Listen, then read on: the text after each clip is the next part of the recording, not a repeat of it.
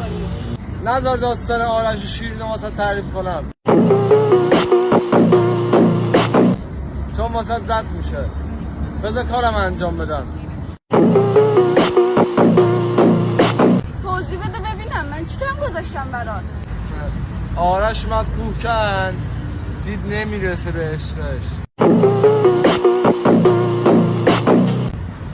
اومد با تیر کمون زد، ولی خب دید اونم جواب نیست. اشکال نره، تو خودت هم بعدم میفهمی من چرا به آرزوم نمیرسم.